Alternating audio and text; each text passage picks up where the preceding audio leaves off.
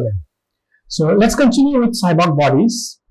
And you might recall that in the previous module, episode if you want to call it that, we looked at the origin of cyborg bodies in various kinds of myths around human-animal hybrids, human-machine hybrids, automaton.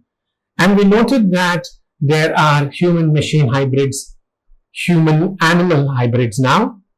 We also have a transplanted human person whose boundaries of the self have been disturbed because he or she is has within himself or herself somebody else's organ. And then there are, of course, the creatures, shall we say, of cloned varieties created out of human original chemical material, who have now been endowed with life in some fashion and are now quote-unquote creatures. Now, whether those are also to be classified as post-human remains to be seen. Today, we move to a more defined subcategory of the post-human body and post-humanism's interest in gender and cyborgs.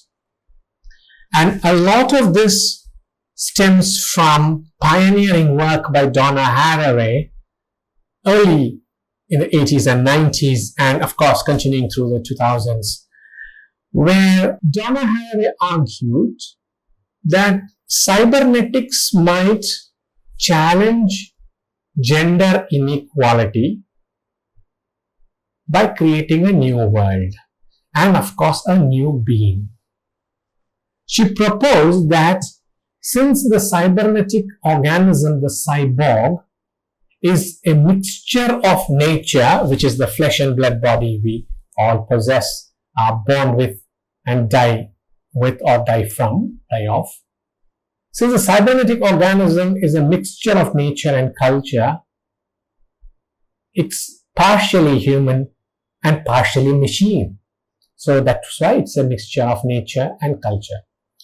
So for Haraway, at least in the early ways in which she was arguing this case, it was possible that a cyborg can be seen as transcending patriarchal conceptualizations of essentializing, universalizing gender differences, gender roles, and gender identities. The point she makes is, since the cyborg blurs, sometimes even breaks down boundaries, it can be taken to mean it blurs identities as well, which means traditional categories and roles such as mind, matter, body, spirit, male, female can also be blurred. Remember, we said this in our discussion of cyborg bodies, that you do not know where to say the human ends and the machine begins. You cannot say that this particular flesh and blood thing is the human. If that person, if that human form, if the corporeal body has, say, an interface with a machine, has an artificial implant, or has a cloned version of himself or herself. We don't yet have human clones, it's the stuff of sci-fi, but hypothetically speaking, there could be. So since the cyborg blurs boundaries, it also blurs identities. And traditional categories that have always determined what we understand as the human, mind dominant over matter, body dominant over spirit, male dominant over female, all these categories have also been blurred. For people like Donna Haraway, this is a very important thing. In the traditional dualisms, there is a self-other binary, and this is followed by a series of binaries: mind, body, culture, nature, male, female, maker, made, truth, illusion, God, man. The traditional stereotype of man being only mind and woman being only matter, and remember this is a very traditional stereotype. Now this stereotype of man equals mind and woman equals matter is no longer tenable in a cyborg, because it's no longer possible to see where the mind ends and matter begins, and whether mind is exclusively mind or mind is itself layered with something else. As we know in the case of a cybernetic organism, a cyborg, it's difficult to define the limits of either the man or the machine, either the human person, flesh and blood person, or the machine. So since you don't know where nature ends and culture begins, since you don't know where the flesh and blood corporeal structure of the body is distinct from and differs from the machinic or computer that helps the person live, since we don't know those boundaries, how do we define where the human is or is really located? For people like Donna Haraway and subsequent critics, including but not restricted to Catherine Hales, Rosie Braidotti, Francesca Ferrando, and others, this stereotype of man is equal to mind and woman is equal to matter is a redundant one now. In the day of the cyborg, this division, this distinction no longer applies. High-tech culture defies these dualisms, these very easy dual structure, because as Donna Haraway will famously say, it is, and I'm quoting here, it is not clear what is mind and what body in machines that resolve into coding practices. You cannot be sure. So all the old dualisms have more or less been eroded, in some cases destroyed. Donna Haraway would say, and this is her pioneering essay, cyborgs might consider more seriously the partial, fluid, sometimes aspects of sex and sexual embodiment. I would rather be a cyborg than a goddess. Provocative statement, controversial statement, as you can imagine, that I would rather be a cyborg than a goddess, because a goddess is exclusively feminine, which means to say that the goddess is rendered a woman, superwoman, divine, but still a woman. But a cyborg is difficult to determine. A cyborg's sexual identity, gender role, human identity are all called into question. It's difficult to draw those boundaries. The machines as a dangerous possibility, that's her phrase, is a congeries of connected humans, machines, non-human animals and matter. Therefore, it's an alternative model of the subject itself. Remember, we have said this. The human is no longer to be deemed to be independent, autonomous, and bounded. The human is interconnected, mutually dependent, is fluid, is partial. Networked? Yes. Consciousness as emergent condition? Yes. Mathematized into data? Yes. Dependent upon technology and is technologized? Yes. So look at all these things and ask yourself, where does the human boundary lie? And if the human boundary is itself uncertain, how do you draw gender boundaries? Do you want to think in terms of cyborgs also as gendered? And there's a huge debate on this as to why artificial intelligence is always female, at least in name. Whether it's AI or Lucy. Critics have pointed out that the AI is usually cast as or within a feminine gender. Why and how? It's a matter of some debate, and that's a different debate altogether. But it's enough for now to keep in mind the fact that the cyborg is a certain possibility. It's a mixture of connected humans, machine-human hybrids, human-non-human mergers, different kinds of matter, and is therefore a completely alternative model of the subject itself. For posthumanism and feminist responses to this cyborg, the cyborged or cyborgized human body is characterized by openness, ambiguity, and connections. What do we mean by this? It means very simply that the human is open to the world. It's not restricted to or isolated from the world. It's linked. Remember the phrase we have used before, the networked human body. So the human is networked, is open to the world. It's not restricted to the world, from the world. It's characterized by ambiguity. Which is man? Which is machine? How much of it is human? How much of it is not? How much of it is machine and what's left of the human? How much of the human remains? When I say what's left of the human, that's precisely what it means.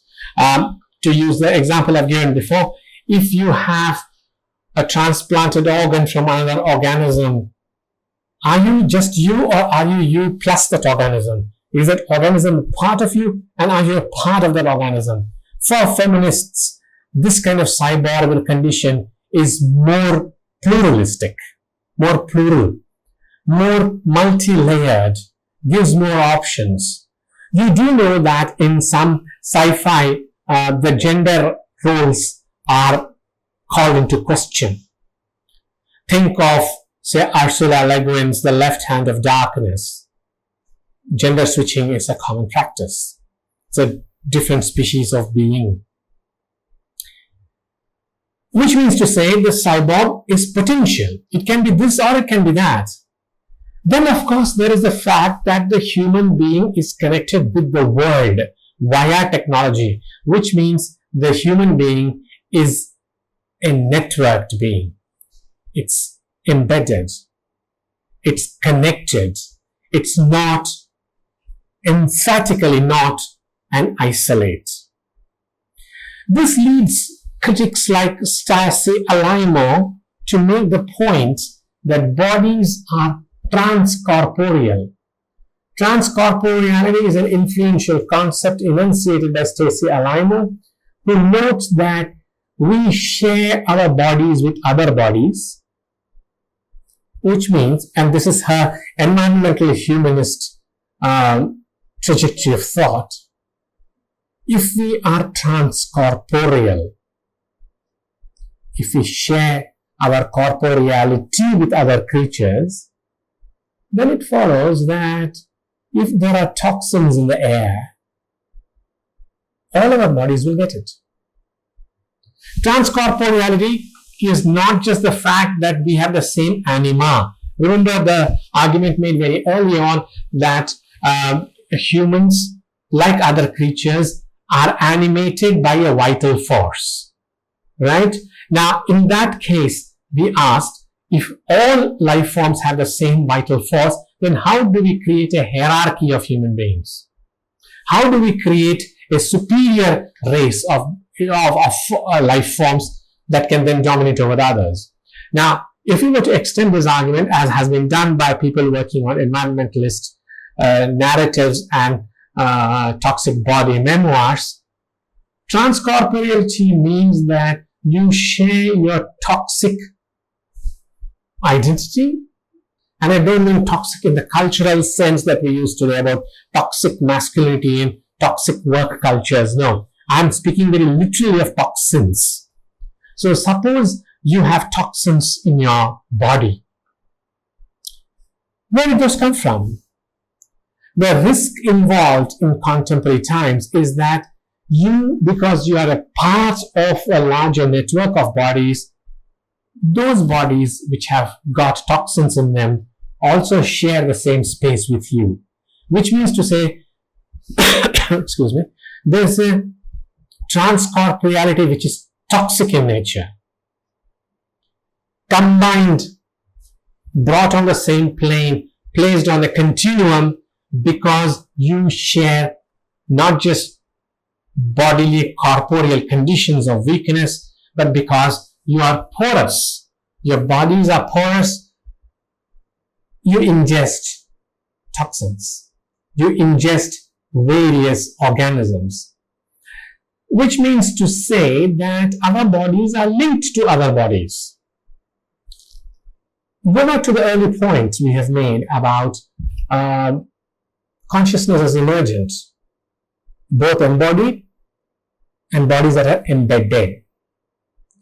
If your body is linked to other bodies, if your body is linked to other life forms, and those life forms are part of the same ecosystem as you are and has ingested some toxins, would you not like to think that the same kind of poisoning has happened to you too? Transcorporeality is actually expandable to think in terms of transcorporeal vulnerability itself, that we share vulnerability with other life forms because we can all be destroyed by the same set of toxins.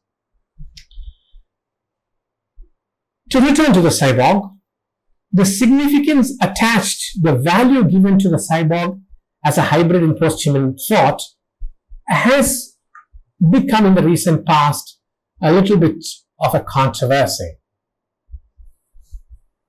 What is the race of the cyborg? Do you see, can you find so many cyborgs that are black or brown? Or is the cyborg hegemonically, influentially white? Do cyborgs have a race? Can they be given a racial identity?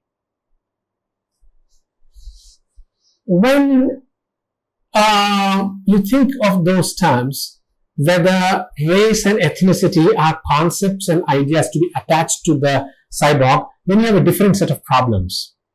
Then, of course, if you break down the human body into organs and fluids and genetic codes, remember we spoke about the fact that the human body arises from a code that is also dematerialized into code, right?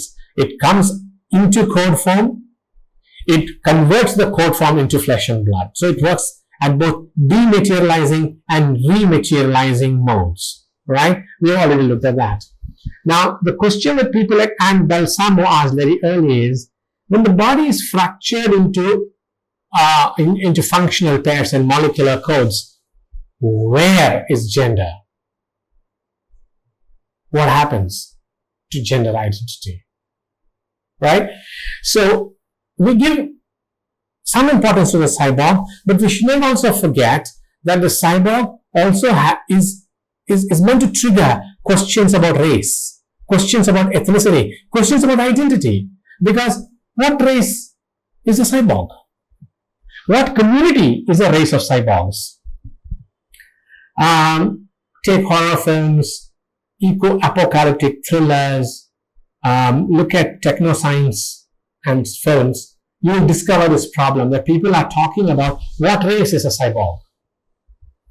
Then, moving on, reproductive technologies are also seen as enabling a very different idea of gender and motherhood.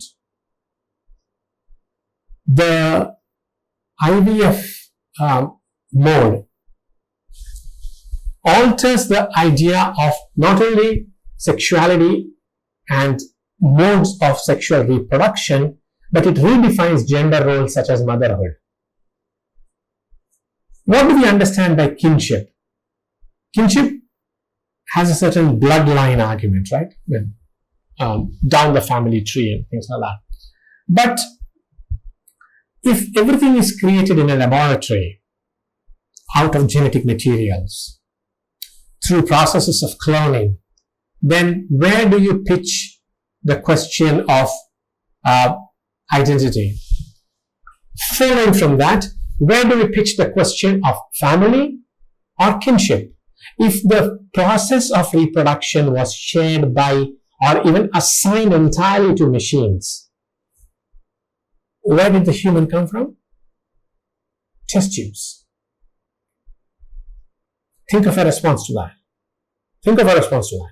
When we ask, who or what constitutes your family? You say, well, the lab was where I was born, and my family will be then the lab and the materials in the lab. You may or may not know the original material from which a clone has been created, from which a particular organ has been created, which is then placed inside you.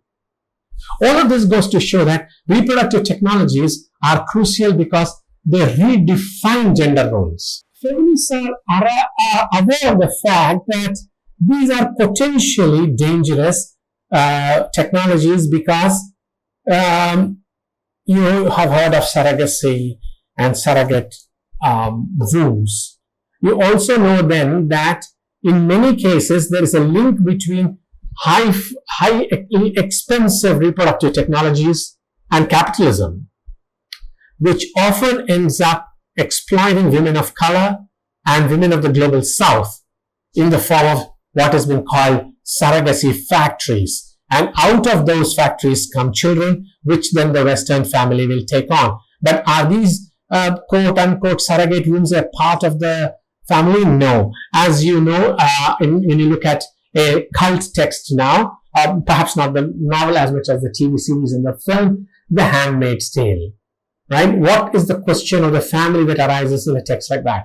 So all in all, one of the things you see about feminist approaches to posthumanism is that they're interested in the gender of the cyborg, but they're also interested in reproductive and other technologies that change, at least nominally, gender roles, that challenge gender roles, particularly when it comes to sexuality, mothering, and nature. So cyborg bodies, when they are gendered or even when they are not, become the subject of considerable feminist debate. Thank you.